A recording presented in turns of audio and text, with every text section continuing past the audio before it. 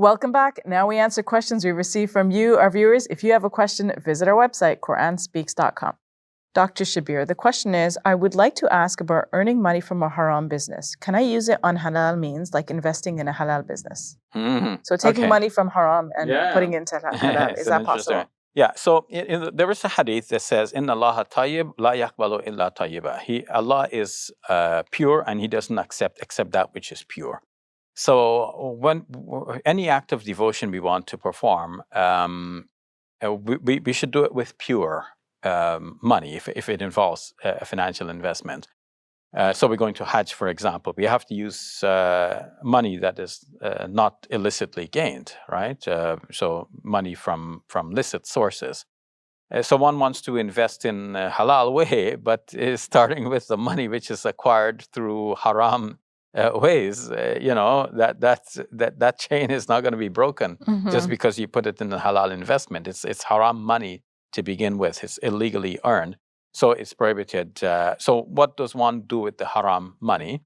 Well, one has to get rid of it because one does not want to have that in one's possession, to feed oneself with it, one's family, and so on. Just give it away in charity. Well, of course, the best thing is to give it back to the source from which it was taken.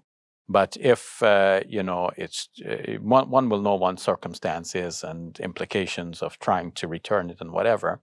But the bottom line should be that the person cannot be happy. A Muslim cannot be happy knowing that we have earnings from illicit gain.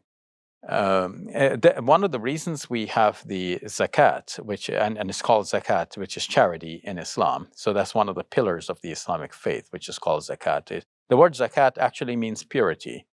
And by giving some in charity, at least 2.5% of one's net liquefiable assets at the end of a year, that in a way is to purify our wealth from any illicit gain. But this is what is gained inadvertently. There may be something which was, maybe there was a gray area, something is a little bit uncertain about something, and then you earn money thereby. So you don't want to keep that money. And by giving charity, you are giving that away.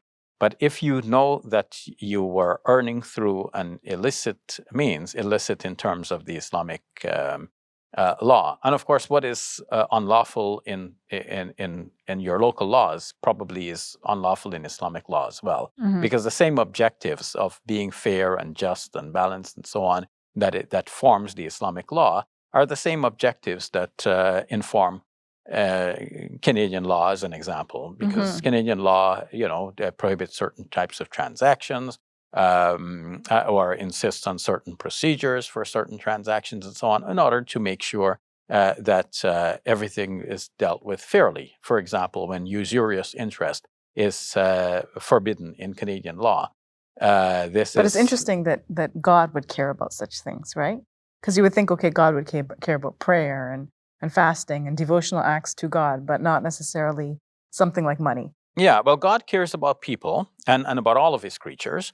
And humans are foremost among God's creatures. Naturally, God cares about human beings, and caring about human beings means caring not only for our physical health, but also for societal health, for fairness among people, to make sure that people are not oppressed, to make sure that nobody is robbed or killed or raped, to make sure that everybody is free. And God is concerned about the well-being of everyone, the economic, the social, and so on. So that's why the laws are there, and we find similar laws in the Torah as well, in the Bible, because God has cared and continues to care. Some of the laws have been modified in the Quranic presentation of it, making many of the laws a bit more lenient, but still there are laws, and so one cannot sell, alcohol, for example, and benefit from its price. It's not necessarily stated in the Quran, but it's in a hadith, which is used as commentary on the Quran.